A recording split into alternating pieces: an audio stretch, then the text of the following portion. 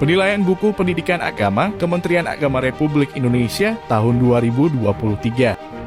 Pengumuman penilaian buku pendidikan agama online dapat diakses melalui website pbpa.kemenag.go.id, balitbangdiklat.kemenag.go.id, dan kemenag.go.id.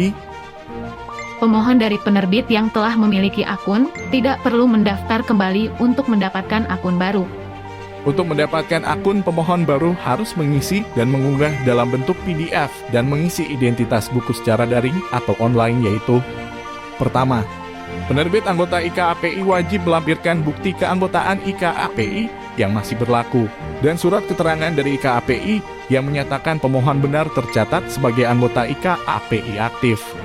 Kedua, penerbit non-anggota IKAPI wajib melampirkan NIB atau nomor induk perusahaan, NPWP, dan struktur organisasi.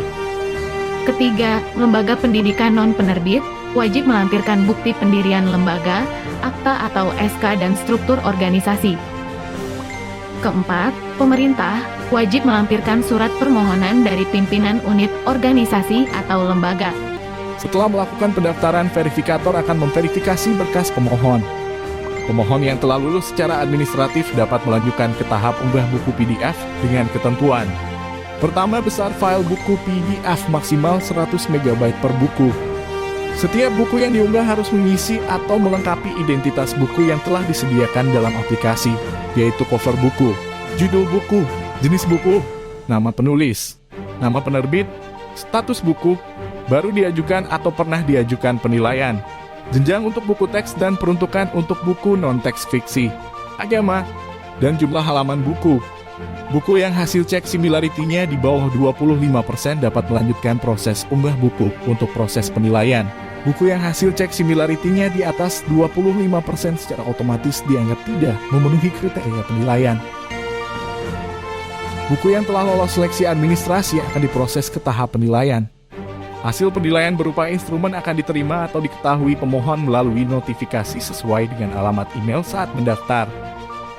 Pemohon dapat mengakses aplikasi online untuk memeriksa hasil penilaian dari kedua penilai dan rekomendasi dari supervisor. Pemohon melakukan perbaikan buku sesuai batas waktu yang telah ditentukan, kecuali buku dari pemohon pemerintah.